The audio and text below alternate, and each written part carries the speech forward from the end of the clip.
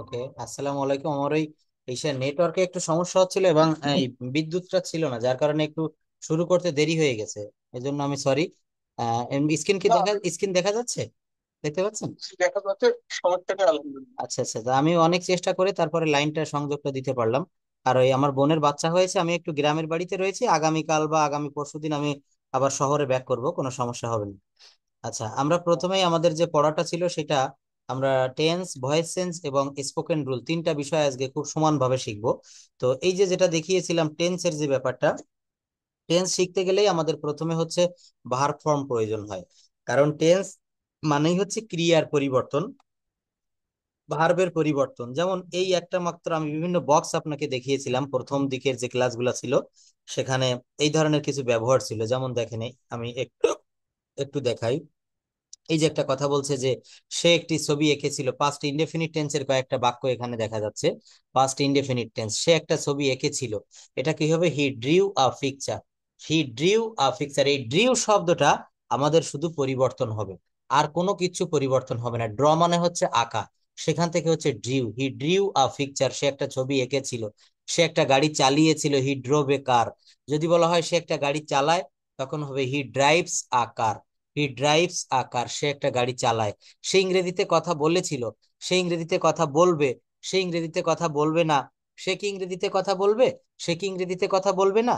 একটা বাক্যকে আমরা অনেক ভাবে বলতে পারি, অনেক ভাবে।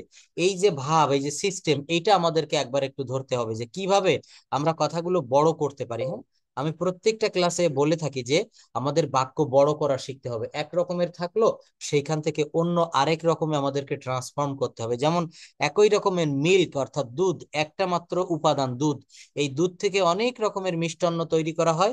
আমরা একটা ওয়ার্ড জেনে, একটা সেন্টেন্স জেনে, সেই সেন্টেন্সের মাধ্যমে আমরা বিভিন্ন বাক্য তৈরি করব, সেটা মডাল ব্যবহার করে, সেটা টেন্স ব্যবহার করে। যেমন আমি বলেছিলাম আমি করি, এইটুক বললে কি আই ডু। এরপরে আপনি বড় করতে পারেন, আমি কাজটি করি, আই ডু দা ওয়ার্ক। হ্যাঁ, আমি কাজটি করেছিলাম, আই ডিড দা ওয়ার্ক। আমি কাজটি করব, I will do the work. আমি কাজটি করব, তখন কি হবে? I will do the work. তো দেখেন, এই যে যে ক্লাসগুলো আমি দেখাচ্ছি, এর প্রত্যেকটা ক্লাসই খুবই কিন্তু ইম্পর্ট্যান্ট। হ্যাঁ, এইভাবে ক্লাসগুলো দেখলে আমরা অতি দ্রুত, এটা হচ্ছে মুড ভার্ব। আচ্ছা, don't say, just wait a bit. এই যে ভার্ব ফর্মের কথা বলছিলাম, অর্থাৎ আমাদের ভার্ব ফর্ম যত বেশি করে আমরা শিখবো, আমাদের এই বাক্যগুলো তৈরি করতে তত সহজ হবে। কেমন একটা জায়গা দেখালাম এইমাত্র, যে আমি একটা গাড়ি চালিয়েছিলাম, সে একটা গাড়ি চালিয়েছিল, বাক্যটা এমন ছিল বাংলা। সে একটা গাড়ি চালিয়েছিল, তাহলে কি হবে? হি ড্রোভ এ কার, সে একটা গাড়ি চালিয়েছিল। হ্যাঁ, যদি বলা হয় সে একটা গাড়ি চালাবে, তখন হবে কি? He will drive a car. He will drive a car, সে একটা গাড়ি চালাবে। যদি বলা হয় সে একটা গাড়ি চালাবে না, তখন উইল নট, এটাকে শর্ট ফর্মে বলা হয় won't. He won't drive a কার। দেখেন, এখানে আমাকে পরিবর্তন করতে হচ্ছে শুধু ড্রাইভ। ড্রাইভ মানে চালানো, ড্রোভ মানে চালিয়েছিল, আর উইল ড্রাইভ মানে হচ্ছে চালাবে। চালাবে না বললে কি হবে? Will not drive. অর্থাৎ আমাকে এখানে বুঝতে হবে যে একটা বাক্যকে পরিবর্তন করতে গেলে আমাকে এই ভার্বের পরিবর্তনগুলো ভালো করে দেখতে হবে। এই যে ভার্বের পরিবর্তন, এইগুলো আমাকে শিখতে হবে। যেমন দেখেন, এখানে ওপেন মানে খোলা, ওপেন্ড মানে খুলেছিল বা খুলেছিলাম, আবার ওপেন্ড মানে খুলি আছে। তো যাই হোক, এটা নিয়ে আমি গত ক্লাসে কথা বলেছিলাম, এখানে দেরি করা যাবে না। এখন আমাদেরকে এইটাও সঙ্গে সঙ্গে শিখতে হবে যে একটা বাক্য দিয়ে কিভাবে আমরা অনেক ধরনের বাক্য তৈরি করতে পারি। যেমন এখানে একটা ভার্ব বেছে নিয়েছিলাম, গো। এখানে আমি একটা ভার্ব দিয়ে এই বাক্যগুলো দেখিয়েছিলাম, সেটা হচ্ছে গো। গো মানে হচ্ছে যাওয়া। আমি স্কুলে যাচ্ছিলাম, দেখেন পাস্ট কন্টিনিউয়াস টেন্স, তখন কি হবে? I was going to school, আমি স্কুলে যাচ্ছিলাম। যদি বলা হয় আমি ভাত খাচ্ছিলাম, আই ওয়াজ ইটিং রাইস। আমি একটি চিঠি লিখছিলাম, I was writing a letter. তারা মাছ ধরিতেছিল, দে ওয়ার ক্যাচিং ফিশ। এখানে দেখেন সব জায়গায় স্ট্রাকচার একই রকমের, শুধুমাত্র ভার্বের পরিবর্তন করেছি। কখনো ক্যাচিং, কখনো প্লেয়িং, কখনো ওয়াশিং, কখনো ম্যাচিং, তাই না? বিভিন্ন, যদি বলা হয় লিখছি, রাইটিং, খাচ্ছি, ইটিং, যাচ্ছি, গোয়িং। অর্থাৎ এই সিস্টেমটা কি? ভার্বের পর আইএনজি দিতে হবে। তাহলে ভার্বের পর আইএনজি দিতে গেলে কি করতে হবে? আপনাকে প্রচুর ভার্ব জানতে হবে। যাচ্ছি, খাচ্ছি, পড়ছি, খেলছি, মারছি, ধরছি, অর্থাৎ বিভিন্ন রকমের ভার্বের ব্যবহার শিখবো। ভার্বের ব্যবহারটা কিভাবে শিখবো?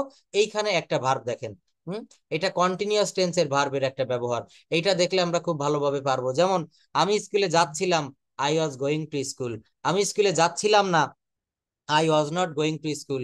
আমি কি স্কুলে যাচ্ছিলাম, was I going to school. আমি কি স্কুলে যাচ্ছিলাম না, wasn't I going to school. আমি কি স্কুলে যাচ্ছিলাম না, কি হবে, wasn't I going to school.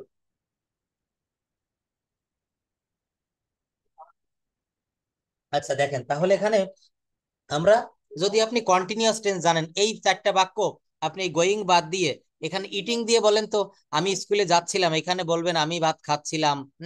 আমি স্কুলে যাচ্ছিলাম না, এখানে বলবেন আমি ভাত খাচ্ছিলাম না। আমি কি ভাত খাচ্ছিলাম, আমি কি ভাত খাচ্ছিলাম না। তাহলে বাক্যগুলো এখানে ইটিং দিয়ে করেন। যত জায়গায় গোয়িং রয়েছে, এই গোয়িং এর পরিবর্তে আমরা ইটিং ব্যবহার করব। গোয়িং এর পরিবর্তে আমরা ইটিং ব্যবহার করব। হ্যাঁ, তাহলে বলেন, I was eating rice. I was eating rice. I was I not. was not eating rice. Was I eating rice? Wasn't I eating rice? এইবার এই বাক্যগুলো I দিয়ে আর নিচে বলা লাগবে না, ওখানে ফিউচার টেন্স, এখন ওটা পরে আসছি। তো এই বাক্যগুলো দিয়ে আপনি নিজে নিজে বলবেন। আমি আপনাকে বললাম যে আপনি আজকে সকালবেলায় কি ভাত খাচ্ছিলেন, আপনি বলছেন yes sir, I was eating rice in the morning. বা ইয়েস্টারডে মর্নিং, বা দ্যাট ডে, বা লাস্ট ডে, বা লাস্ট নাইট, আমি গত রাত্রে রাত 9টার সময় ভাত খাচ্ছিলাম। আপনাকে প্রশ্ন করলাম যে আজকে তো দুপুর গড়িয়ে গেছে, এখন বাংলাদেশ টাইম বিকাল 4:30, 4:30। যদি বলা হয় আজকে আপনি সকালবেলায় কি করতেছিলেন, what was doing in this morning, হ্যাঁ টুডেস মর্নিং, তখন বলতে হবে যে I was eating rice, I was eating rice in the morning. তাহলে এই যে দেখেন পাস্ট কন্টিনিউ। আরেকটা জিনিস মনে রাখবেন, আমার প্রশ্ন যদি পাস্ট টেন্সে হয়, উত্তরটাও পাস্ট টেন্সে দিতে হবে। আপনি আজ সকালে কি করিতেছিলেন, আপনাকে প্রশ্ন রাখলাম আমি, আপনি বলবেন যে স্যার আমি আজ সকাল 9টার সময় ভাত খাইতেছিলাম। I was eating rice at 9 AM। I was eating rice at 9 AM। অর্থাৎ এখানে আপনাকে বুঝতে হবে যে আমি প্রশ্ন কোন ভাবে করেছি। আপনাকে যদি বলি, যেমন এখন বাংলাদেশ টাইম হচ্ছে 4:30, যদি বলি আপনি আজকে রাতের বেলায় কি করবেন, তো আপনি আপনি বিকেলে কি করবেন, বললেন যে স্যার আমি আমার পড়া শেষ করে আমি আমার বন্ধুর সঙ্গে দেখা করতে যাব, বা আমি বাজার করতে যাব, আমি একটা মোবাইল কিনতে যাব, আমি বাইরে ঘুরতে যাব। অনেক কিছু বলা যায়। এখানেও কিন্তু সেটা খেয়াল রাখতে হবে যে কখন যাবেন, আজ রাত্রে কি করবেন, সময়টা এখনো আসেনি। তাহলে আপনি বলবেন যে ফিউচার টেন্স, উত্তরটাও ফিউচার টেন্সে দিবেন যে স্যার আমি আজ সন্ধ্যায় ঘুরতে যাব, আমি আজ সন্ধ্যায় বাইরে খেতে বের হব, আমি আজ সন্ধ্যায় এখানে কিছু প্রাকৃতিক জায়গা দৃশ্য রয়েছে, সেগুলো দেখতে যাব। অর্থাৎ আপনি যে কাজটা করতে যাচ্ছেন একটু পরে করবেন, সেটা ফিউচার টেন্সে বলতে হবে। তো যাই হোক, টেন্সটা নিয়ে কিন্তু আমরা মোটামুটি শিখেছি। টেন্স আমরা জানি, টেন্স কিন্তু আমরা মোটামুটি পারি। আমরা প্রত্যেকদিন টেন্স করব, কিন্তু টেন্সের ফাঁকে আমরা এই বিষয়গুলো একটু দেখব। বিষয়গুলো কি, আমাদের স্পোকেন রুল। কথা বলতে গেলে আমরা শুধু টেন্স সেন্টেন্স শিখবো না, পাশাপাশি আমরা কিছু রুল শিখবো। আমরা এইটাও শিখবো। দেখেন, আমরা এখান থেকে শুধু ট্রান্সলেশন স্পোকেন রুল না, আমরা পাশাপাশি এই বিষয়গুলো শিখবো। সেই বিষয়গুলো কি, বিষয়গুলো হচ্ছে প্রত্যেকদিন আমাদেরকে প্যাসেজ ট্রান্সলেট করতে হবে, প্যাসেজের অনুবাদ করতে হবে। সেই প্যাসেজের অনুবাদ গুলা কেমন একটু দেখেন। যেমন আমার নাম রাজু, একটা প্যাসেজ দিয়েছি, আমি প্রতিদিন সকালে উঠে স্কুলে যাই, স্কুলে গিয়ে আমি অনেক কিছু শিখি, আমাদের শিক্ষকরা সব সময় আমাদের সাহায্য করে, আমাদের পড়াশোনার মান ভালো রাখতে অনেক সময় অনেক নিয়ম মেনে চলা হয়, ভবিষ্যতে আমি একজন ডাক্তার হতে চাই। ভবিষ্যতে আমি একজন কি হতে চাই, ডাক্তার হতে চাই। তাহলে দেখেন, এই যে একটা প্যাসেজ তুলে ধরলাম, এই প্যাসেজটাকে আমাদেরকে বাংলায় অনুবাদ করতে হবে।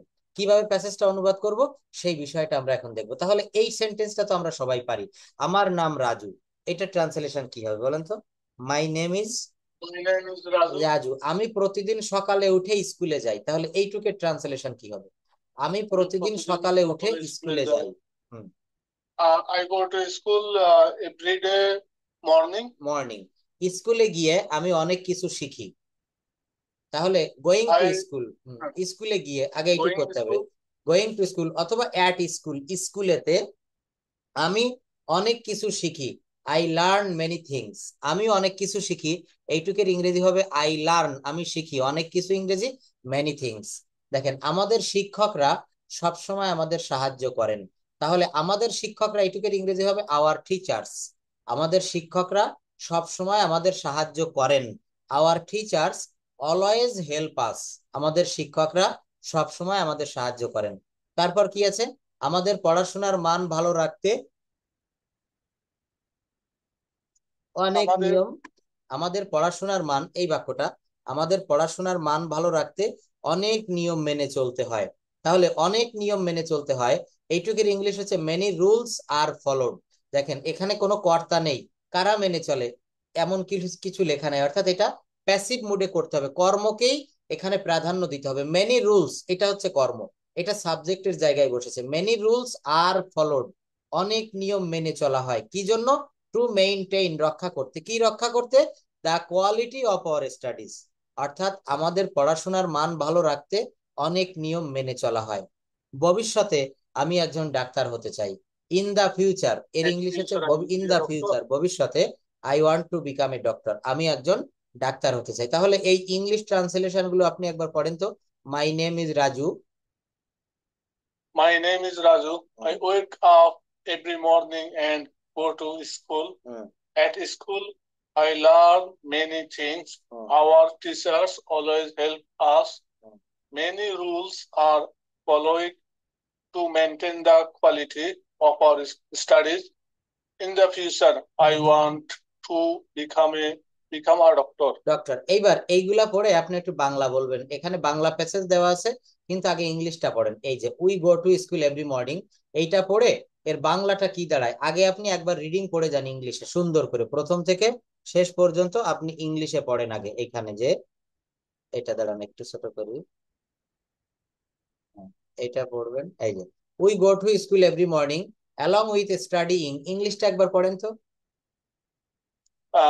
We go to school every morning along with studies. We also play games. Teachers guide us in the right direction.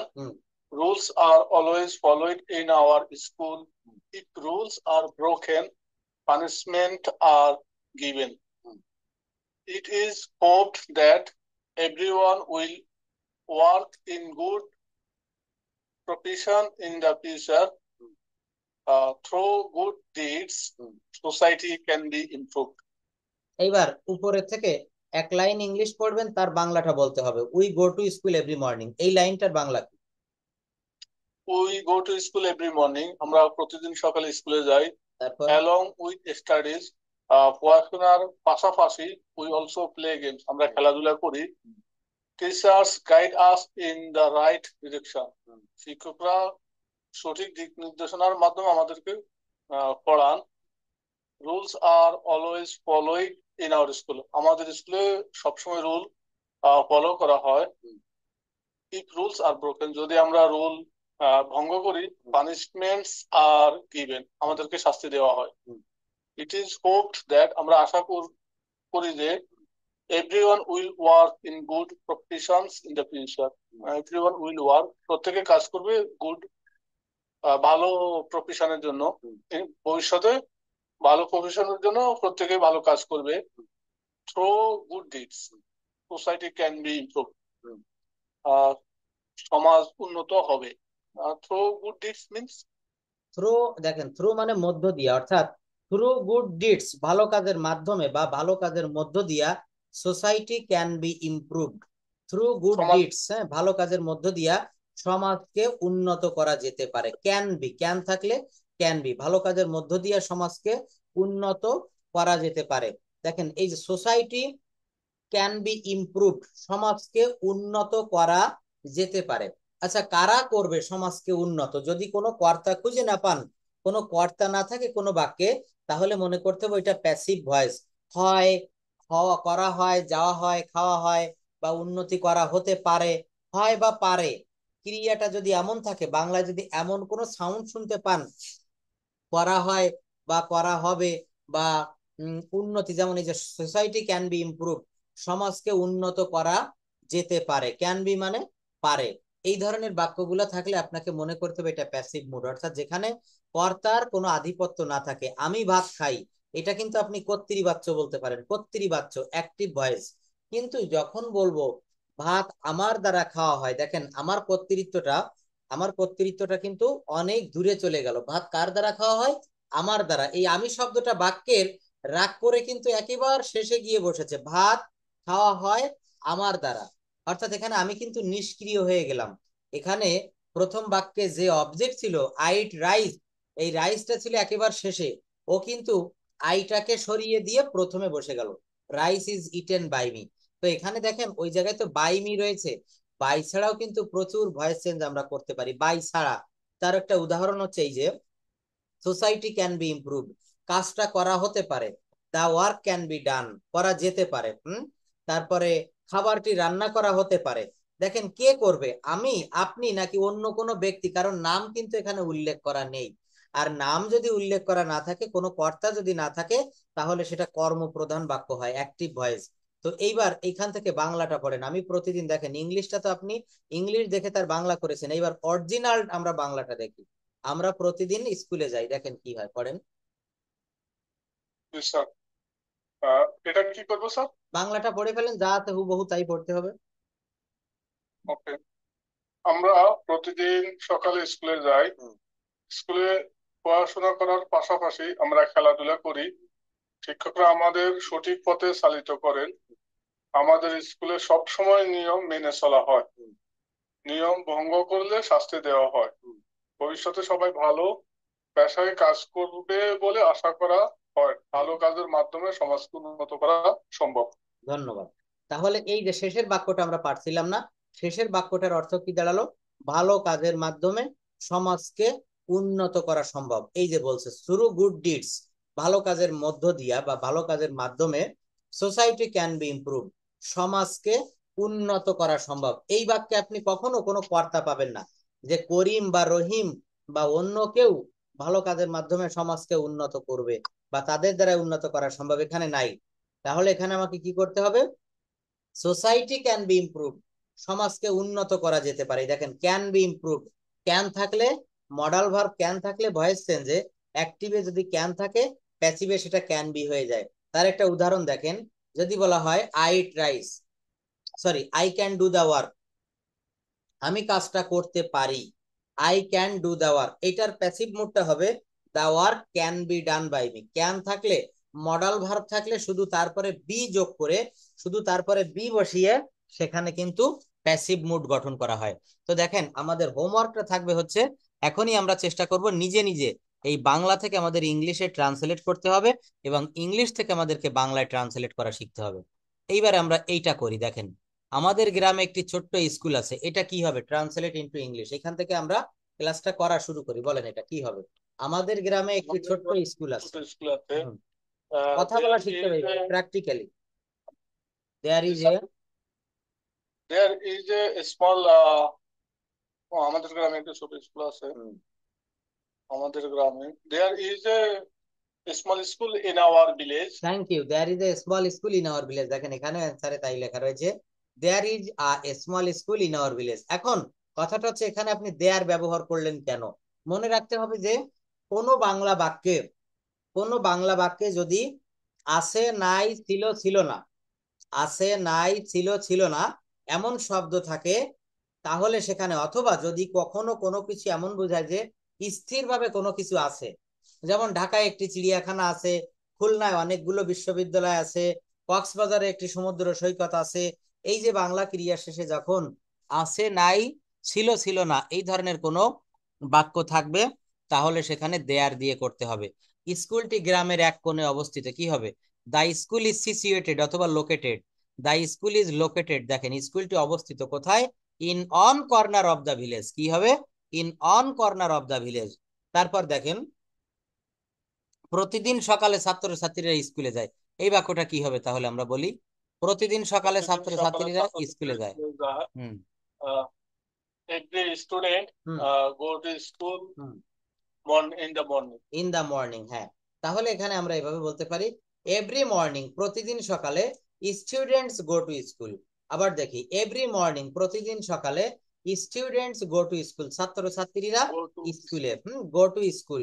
আচ্ছা এর পরের বাক্য রয়েছে দেখেন, স্কুলে অনেক নিয়ম কানুন মেনে চলা হয়, আবার সেই প্যাসিভ মুড চলে এসেছে। এখানে কারা নিয়ম কানুন মেনে চলে এমনটি কিন্তু এখানে লেখা নেই। ছাত্রছাত্রীরা তাহলে কি হবে বলেন? স্কুলে অনেক নিয়ম কানুন অনেক মেনে নিয়ম চলা হয়। কানুন মেনে চলে। Hmm they are followed hmm many rules. Hmm এখানে দেয়ারটা না দিলেও হবে, অর্থাৎ এখানে কিন্তু আছে নাই ছিল ছিল না এমন কোন ধরনের শব্দ নাই। কি বলা হচ্ছে? স্কুলে অনেক নিয়ম কানুন মেনে চলা হয়, তাহলে এর ইংলিশটা কি হবে? অনেক নিয়ম কানুন মেনে চলা হয়, মেনি রুলস আর। এখানে আর কেন হলো? এখানে subject plural, many rules are followed. বলেছি ভয়েস টেন্স করতে গেলে প্যাসিভ মুডে বেশিরভাগ জায়গায় V3 ফর্ম কাজে লাগবে। তাহলে মেনি রুলস আর ফলোড, অনেক নিয়ম কানুন অনুসরণ করা হয় কোথায়? স্কুলে, তাহলে ইন দা স্কুল বা in school. Many rules are followed, এই দেখেন নিচে লেখা রয়েছে এই যে many rules are followed at the school. At মানে কি বলেন তো? এ অতে, এই দেখেন স্কুল এ, এই জন্য এখানে একটা অ্যাড বসেছে। Many rules are followed at the school. শিক্ষার্থীদের পড়াশোনার প্রতি মনোযোগী হতে উৎসাহিত করা হয়। কি করা হয়? উৎসাহিত করা হয়। বাক্যটা কিভাবে করতে হবে? শিক্ষার্থীদের উৎসাহিত করা হয় পড়াশোনার প্রতি মনোযোগী হতে। স্টুডেন্টস আর এনকারেজড, এই দেখেন বাক্যটাকে বুঝতে হবে অ্যাক্টিভে করব না প্যাসিভে করব। কেমনে বুঝবেন? এটা বোঝার জন্য সুন্দর একটা পদ্ধতি আছে। পদ্ধতিটা কি? ওই বাক্যে যদি কর্তা না থাকে, সাবজেক্ট না থাকে ডিরেক্ট, যেমন শিক্ষকরা, এই বাক্যটাকে অ্যাক্টিভ বানিয়ে দেওয়া যায় খুব সহজে। যদি এমন থাকতো, শিক্ষকরা শিক্ষার্থীদের পড়াশোনার প্রতি মনোযোগী হতে উৎসাহিত করে। শিক্ষকরা শিক্ষার্থীদেরকে উৎসাহিত করে পড়াশোনার প্রতি মনোযোগী হতে। তাহলে কি হবে দেখেন, teachers students are encouraged to focus on their studies. Students are encouraged to focus on their studies. আচ্ছা, তারপরের বাক্য কি রয়েছে? কখনো কখনো বাচ্চাদের শাস্তি দেওয়া হতে পারে। তাহলে কি হবে ইংলিশটা? সামটাইমস, সামটাইম বাচ্চাদের শাস্তি দেওয়া হতে পারে, sometimes can be punishment children or. দেখেন সামটাইমস বলেন হচ্ছে খুবই সহজ একটা নিয়ম বলা হচ্ছে যে কখনো কখনো বাচ্চাদের শাস্তি দেওয়া হতে পারে যদি তারা নিয়ম ভঙ্গ করে, তাই না? তাহলে এইভাবে বলতে হবে, সামটাইমস মাঝে মাঝে, চিলড্রেন মে বি পানিশড, অথবা স্টুডেন্ট, আপনি যেটা বলেছেন ওটাও right, students May be punished. একটা জিনিস মনে রাখবেন, মডাল ভার্বের পরে যে ভার্বটা থাকবে এটা সর্বদা বেস ফর্মে হয়। যেমন I can do the work, এখানে এই ডু এর কিন্তু কোনো পরিবর্তন হবে না। যেমন he can do the work, এখানে বাক্যটা কিন্তু যদিও প্রেজেন্ট ইনডেফিনিট টেন্স এবং he third person singular number একজন, এখানে আমরা অনেকেই কিন্তু এভাবে লিখে থাকি হি ক্যানস ডু দ্য ওয়ার্ক। কিন্তু মডাল ভার্ব যে ক্যান রয়েছে না, ক্যানের পরে সর্বদা যে ভার্বটা বসবে এটা কিন্তু বেস ফর্ম থাকবে। কিন্তু মডাল ভার্বের পরিবর্তন হতে পারে, যেমন ক্যান থেকে could, can could, shall should, may might will would, বিভিন্ন কিছু পরিবর্তন হতে পারে। কিন্তু এই যে মেইন ভার্বটা এটা কখনো পরিবর্তন হবে না। Sometimes children may be punished if they break the rules, যদি তারা নিয়ম ভঙ্গ করে তাদেরকে সাজা দেওয়া হতে পারে। তারপর কি হতে পারে দেখেন, ভবিষ্যতে শিক্ষার্থীরা যাতে সমাজে ভালো কাজ করতে পারে সেজন্য তাদের প্রস্তুত করা হয়। অনেক একটা বড় বাক্য, কিভাবে করব দেখেন, ভবিষ্যতে শিক্ষার্থীরা যাতে সমাজে ভালো কাজ করতে পারে সেজন্য তাদেরকে প্রস্তুত করতে হয়। তাহলে আমরা প্রথমে এইভাবে শুরু করতে পারি, সেটা হচ্ছে ইন ফিউচার, ভবিষ্যতে, স্টুডেন্টস আর প্রিপেয়ার্ড। দেখেন আমি শেষের দিক থেকে করতেছি, students are prepared so that, যাহাতে they can contribute positively to the society, তাদেরকে প্রস্তুত করা হয় তারা যেন সমাজের বোঝা না হয়ে তারা সমাজের জন্য একটা সম্পদে রূপান্তর হয়। তাদের কি হবে? একটি সম্পদে রূপান্তর হয়। এইবার দেখেন এইগুলো নিজে নিজে করার চেষ্টা করেন, এখানে আরো রয়েছে, এর প্রত্যেকটা আমি ব্যাখ্যা দিয়েছি। দেখেন শীটগুলো শুধু তৈরি করিনি, এটা যে কেউ পড়লে কিন্তু এটা বুঝতে পারবে। সিম্পল সেন্টেন্সের কয়টা বাক্য, কেন আসলো, কোথা থেকে আসলো, বিস্তারিত আলোচনা করেছি। ফিউচার টেন্সের দুটো আলোচনা করেছি, প্যাসিভ বা পারফেক্ট টেন্সের দুইটা আলোচনা করেছি। এখানে এটা একটু পড়েন তো, বাংলা এবং ইংলিশ। আমাদের দেশ সুন্দর এবং আমাদের দেশ সুন্দর এবং প্রাকৃতিক সম্পদে ভরপুর। Our country is beautiful and rich in natural resources. তবে অনেক সময় পরিবেশ দূষণ করা হয়। However, the environment is often polluted. এটা আমরা অফটেন বলবো না, উচ্চারণটা বলতে হবে অফেন। অফেন, হ্যাঁ, অফ হয় কার দন্ত না, এখানে টি কিন্তু সাইলেন্ট লেটার। এটা দেখবেন আপনি ডিকশনারিতে দেখবেন। এই শব্দটা আমি জানি ওপেন, কিন্তু কালকে আমি একটা ভিডিও দেখছিলাম ওই যে নেটিভ স্পিকারদের, বুঝছেন, ওখানে দেখি ওরা অপটেনই উচ্চারণ করে। না, এটা আমরা কিন্তু অফেন উচ্চারণ করবো। আমেরিকান ইংলিশে, আমেরিকান প্রোনাউন্সিয়েশনে অফটেন বলা যায় না, এটা অফেন বলতে হবে। এটা কিন্তু অফেন বলতে হয়। Next read out. আচ্ছা, okay. Polluted, people need to be made aware। যদি সচেতনতা বাড়ানো যায় তবে পরিবেশ সুরক্ষিত রাখা সম্ভব। If awareness is raised, it will be possible to protect the environment. এটা আমরা উচ্চারণ করব পজিবেল। পজিবেল মানে কি সম্ভব, পিওএসএসআই বিএল, এটা পসিবল বলবো, তার থেকে ভালো হচ্ছে possible. It will be possible. Possible, okay, possible to protect the environment। সবাই মিলে কাজ করলে পরিবেশ রক্ষা করা হবে। If everyone works together, the environment will be preserved। ভবিষ্যতে পরিবেশের উন্নতির জন্য আরো পদক্ষেপ নেওয়া হবে। In the future, more steps will be taken to improve the environment। Environment, দেখেন এখানে একটা বিষয় বুঝতে হবে, এই যে ইংলিশটা পড়লেন এবং বাংলাটাও বললেন, এখানে মেইন বিষয়টা হচ্ছে কি, আমাদের সামনে এই তো মনে করেন সহজ সহজ বাক্য যে আমাদের দেশ সুন্দর এবং প্রাকৃতিক সম্পদে ভরপুর, তবে অনেক সময় পরিবেশ দূষণ করা হয়, মানুষদের সচেতন করা প্রয়োজন। এইগুলা আমরা সহজ সহজ বাক্য শিখেছি। এরপর আমরা বিভিন্ন বিষয়ের উপরে কথা বলা শিখবো। যেমন এখন প্রচুর পরিমাণে কিন্তু কিছু কিছু এলাকা পানিতে তলিয়ে যাবে, ফ্লাড এফেক্টেড হবে। তো ফ্লাড এফেকশনের উপরে আমাদেরকে কথা বলা শিখতে হবে যে প্লিজ রাইট অ্যান্ড বা speak and presentation about flood, অথবা রিসেন্ট ফ্লাড অফ বাংলাদেশ, অথবা ফ্লাড এফেক্টেড পিপল। এটা বিভিন্নভাবে আপনি এক্সপ্লেইন করতে পারবেন যে কিভাবে বন্যা কবলিত মানুষদের সম্পর্কে বলা যায়, বন্যার উপকারিতাটা কি, অপকারিতাটা কি। তো এইভাবে এই প্যাসেজ গুলা যদি আমরা অ্যানালাইসিস করি, প্যাসেজ যদি আমরা পারি, তাহলে কিন্তু আমরা অবশ্যই অবশ্যই কথা বলতে পারবো। তো যাই হোক, এটা আমি দিয়ে দিব। এই শীট গুলো থেকে আপনি চেষ্টা করবেন, এবং এই যে ভার্ব ফর্ম, এই ভার্ব ফর্ম গুলো থেকে আপনাকে পড়তে হবে। এইবার দেখেন এখানে সেই একই কথায় সে একটি ছবি এঁকেছিল, হি ড্রিউ আ পিকচার। সে একটা গাড়ি চালিয়েছিল, হি ড্রোভ এ কার। সে ইংরেজিতে কথা বলেছিল, হি স্পোক ইন ইংলিশ। এখানে যদি বলা হয় সে ইংরেজিতে কথা বলে, তখন হি স্পিক্স ইন ইংলিশ। সে একটা গাড়ি চালায়, হি ড্রাইভস এ কার। এখানে ড্রাইভ এর পরে এস হবে কেন? কারণ এটা হচ্ছে থার্ড পারসন সিঙ্গুলার নাম্বার, একজন। বিষয়টা মনে রাখবেন। এইভাবে আমরা এইটাও দেখে ফেলবো। এখন আমরা একটু ভয়েস চেঞ্জের দিকে আগাই। দেখেন ভয়েস হচ্ছে মূলত বাচ্য পরিবর্তন। এই দেখেন বাচ্চাটা কিভাবে পরিবর্তন হয়, আমরা সেই পরিবর্তনের শুধু ধারাগুলো দেখব। কিছু কথা, কিছু কাজ, কিছু ঘটনা সম্পূর্ণ করতে বা নিজে সম্পূর্ণ করে থাকে। আবার এখানে পড়েন তো ভয়েস চেঞ্জিংটা কি আছে, আগামাথা পড়ে ফেলেন যেটুকু আছে। কিছু কথা, কিছু কাজ, কিছু ঘটনা সাবজেক্ট বা কর্তা নিজে সম্পূর্ণ করে থাকে। আবার কিছু কাজ, কিছু ঘটনা অন্যের দ্বারা সম্পূর্ণ হয়ে থাকে। এই ধরনের কথা, কাজ, ঘটনা প্রকাশ ভঙ্গিকে মূলত ভয়েস বাচ্য বা ক্রিয়ার ধরন বলে। ভয়েস দুই প্রকার, active voice, passive voice. Active voice যেখানে সাবজেক্ট সক্রিয় বা অ্যাক্টিভ থাকে এবং সরাসরি কাজটি সম্পূর্ণ করতে করতে প্রথমে থাকা সাবজেক্টই প্রধান হিসেবে বিবেচিত হয়। ফর এক্সাম্পল, স্যার দেখেন এক্সাম্পলটা আগে আমরা নাইবা যাই।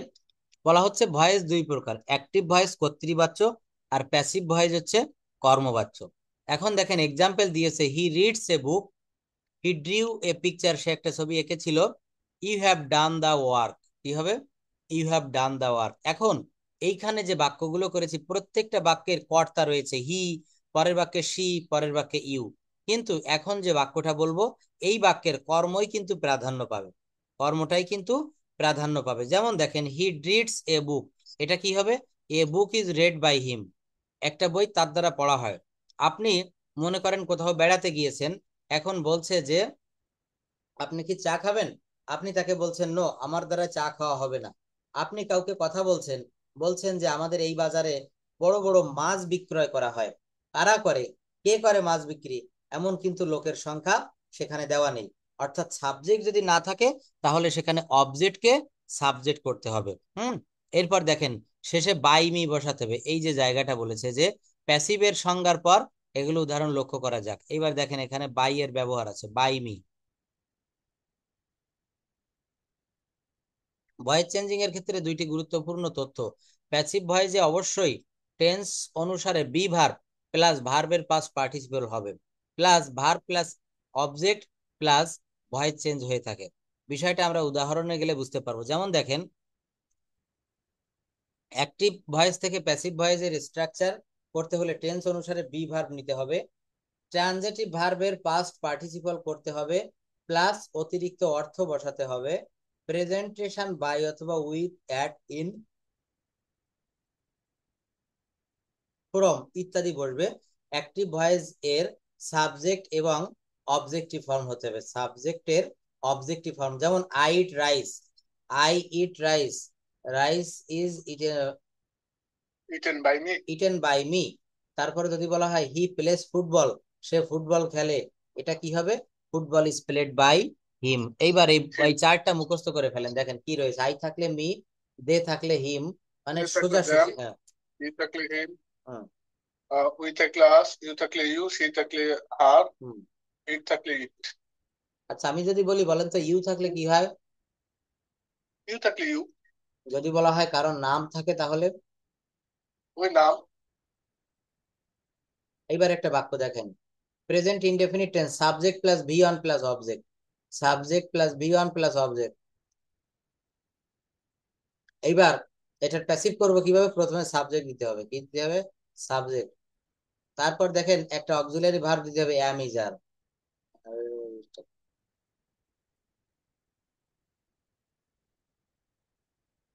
আচ্ছা, এই যে একটা বিষয় বললাম যে subject plus V one plus object, কেমন? যেমন আই প্লে ফুটবল, আমি ফুটবল খেলি। আরেকটা বিষয় মনে রাখবেন, কেবলমাত্র ট্রানজিটিভ ভার্বের ভয়েস চেঞ্জ করা যায়, ট্রানজিটিভ ভার্ব সকর্ম ক্রিয়া। হুম।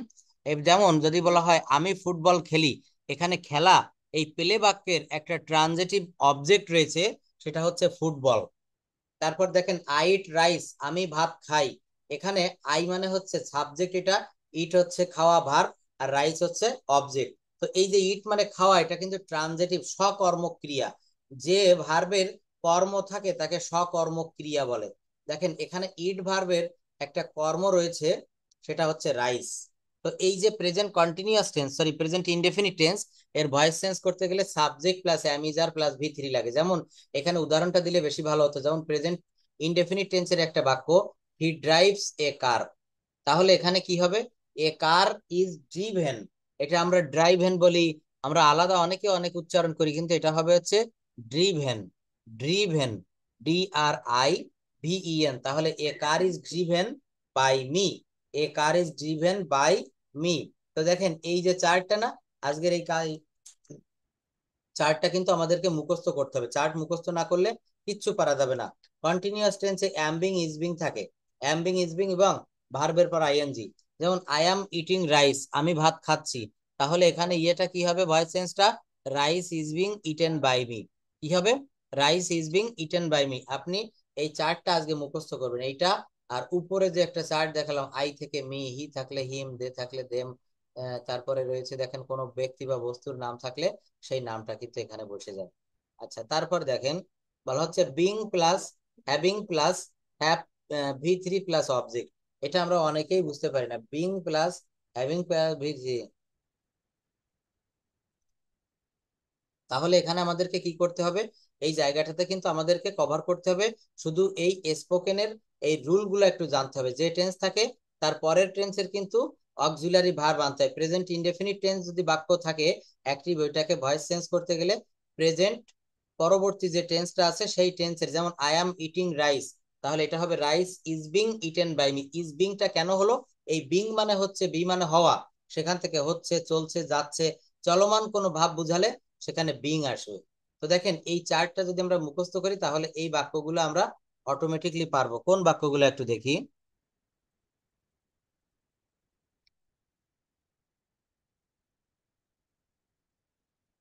দেখেন আই ইট রাইস, আমি ভাত খাই, তারপর রয়েছে কি rice is eaten by me, ভাত আমার দ্বারা খাওয়া হয়। এই বাক্যগুলো একটু পড়েন তো আর্টিকেলের ভিতরে থেকে। আই ইট রাইস, আর স্যার, প্রথমটা আই ট্রাই, হ্যাঁ। He reads a book, passive voice, a book is written by him. Do you read the book? Do you read the Does book? the তারপর book read by you? Does he hate them?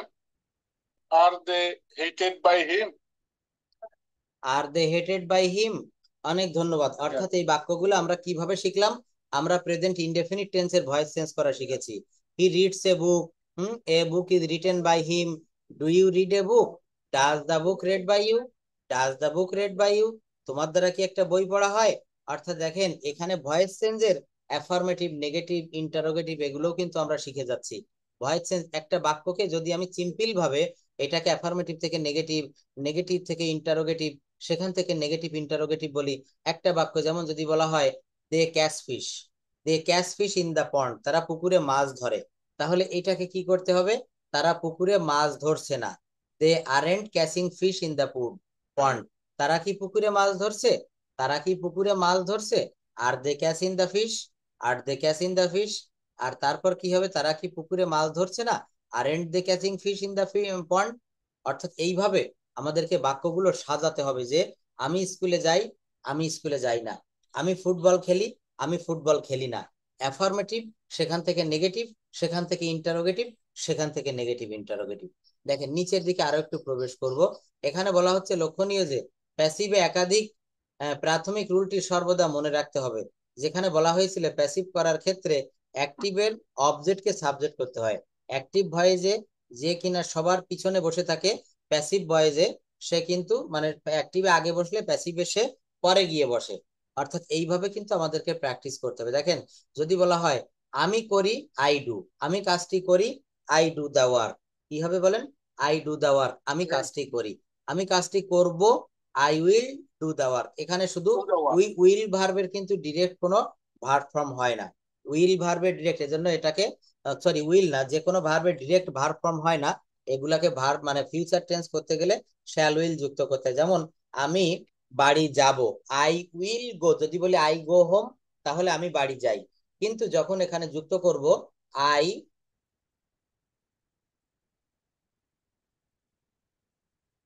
আচ্ছা just wait a minute.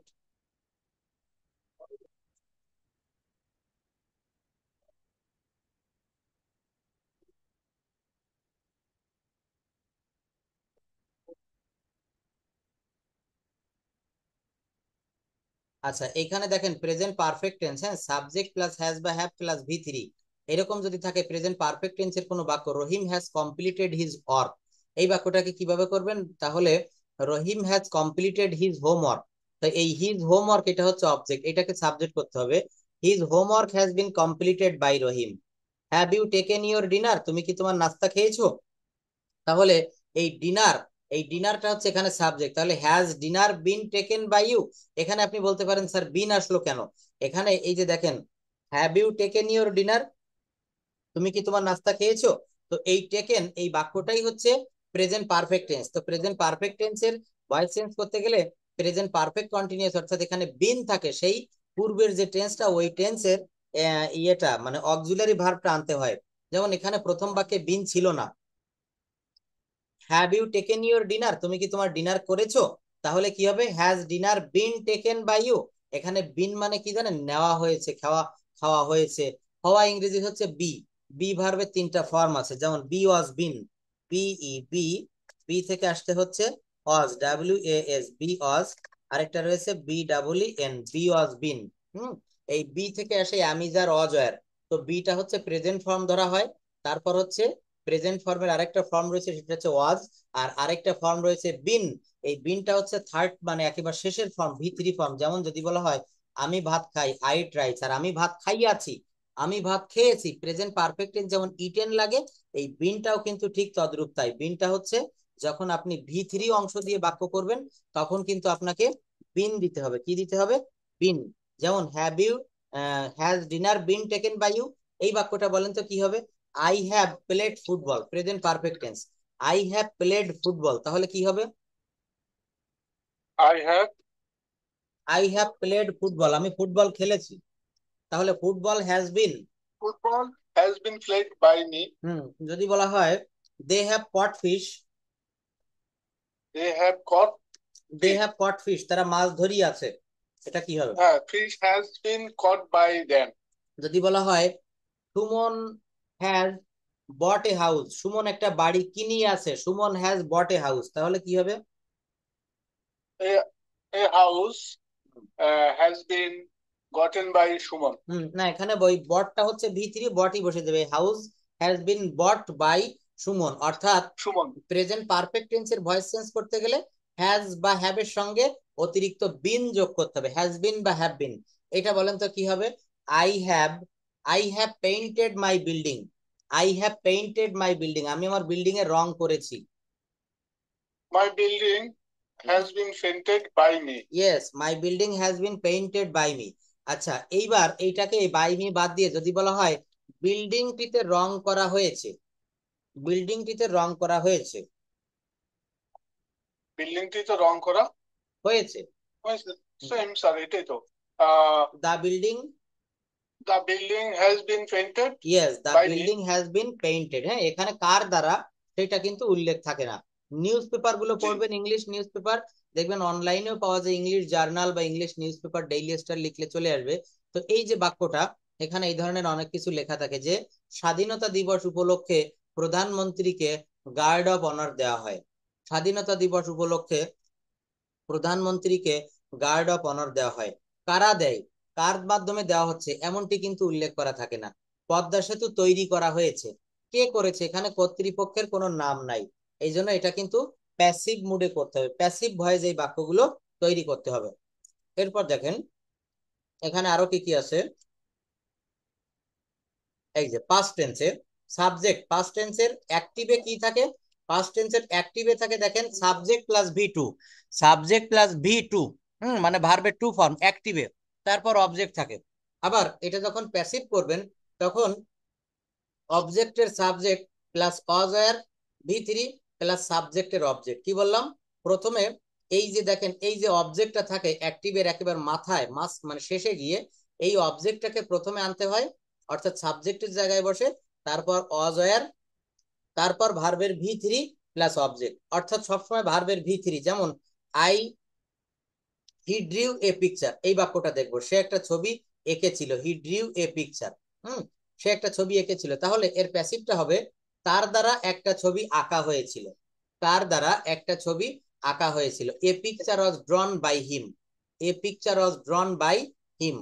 আচ্ছা, active একটা বাক্য দেখেন, we all visited, আমরা সকলেই পরিদর্শন করেছিলাম, জু লাস্ট ইয়ার, আমরা গত বছর সবাই মিলে চিড়িয়াখানা পরিদর্শন করেছিলাম। তাহলে এখানে এই সাবজেক্ট কোনটা, মানে প্রথম বাক্যে অবজেক্ট হিসেবে আছে জু, দা জু, তাহলে এইটা প্যাসিভের সাবজেক্টের জায়গায় বসে যাবে, তাই করেছি দা জু ওয়াজ ভিজিটেড। কি হলো? The zoo was visited by all of us last year, অর্থাৎ আমাদের দ্বারা গত বছর জু পরিদর্শন করা হয়েছিল। তো আজকে আমরা বেশি শিখবো না, আমরা এই যে দেখেন প্রেজেন্ট ইনডেফিনিট টেন্সের যে চারটা ভয়েস চেঞ্জ হয়, প্রেজেন্ট ইনডেফিনিট, তো এখান থেকে একটা বাদ দিতে হবে। প্রেজেন্ট পারফেক্ট কন্টিনিউয়াস টেন্সের ভয়েস চেঞ্জ, যেমন I have been eating rice for an hour, I have been eating rice for an hour, এই ধরনের বাক্যের ভয়েস চেঞ্জ দরকার হয় না, এই জন্য একটা বাদ দিয়ে তিনটা বাক্যের ভয়েস চেঞ্জ আমাদের ভালোভাবে জানতে হবে। সেই তিনটা কি কি? Present indefinite, present continuous, present perfect. যেমন একটা যদি বাক্য বলি, যদি বলা হয় হি reads a book, he reads a বুক, সে একটা বই পড়ে, এই বাক্যটাকে যখন আমি হি রিডস এ বুক এটা যখন প্যাসিভ ভয়েস করব, a book is read by him, a book is read by him. আবার ওই বাক্যটা যদি বলি হি রিডস এ বুক, এটা না বলে continuous tense, he is reading a book, এটা কি হবে? A book is being read by him, a book is being read by him, একটা বই তার দ্বারা পড়া হচ্ছে। এই বাক্যটাকে যদি পারফেক্ট টেন্স বলি তাহলে কি হবে? হি হ্যাজ রেড এ বুক, সে একটা বই পড়িয়াছে, তাই না?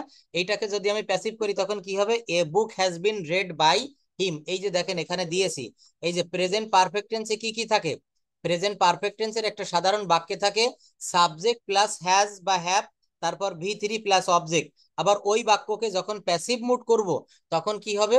প্যাসিভ করতে গেলে সাবজেক্ট প্লাস হ্যাজ হ্যাজ বা হ্যাভ বিন প্লাস ভি3 plus object. Subject plus has been বা হ্যাভ বিন প্লাস ভি3 প্লাস অবজেক্ট। হ্যাঁ, অর্থাৎ এই বিষয়গুলো আমাদেরকে খেয়াল করতে হবে। আপনি তিনটে বাক্য বলেন, এখন সেই তিনটের ভয়েস চেঞ্জ করতে হবে। আর এই সাবজেক্ট থেকে কিভাবে অবজেক্ট, আই থাকলে মি, দে থাকলে দেম, হি থাকলে হিম, উই থাকলে আস, ইউ থাকলে ইউ, সি থাকলে হার, ইট থাকলে ইট। এখন আমি তিনটা বাক্য বলবো, আপনি সেই তিনটার ভয়েস চেঞ্জ বলবেন। যদি বলা হয় আই ক্যাচ এ ফিশ, আমি একটা মাছ ধরি, আই ক্যাচ এ ফিশ, এইটার ভয়েস চেঞ্জ কি হবে বলেন তো?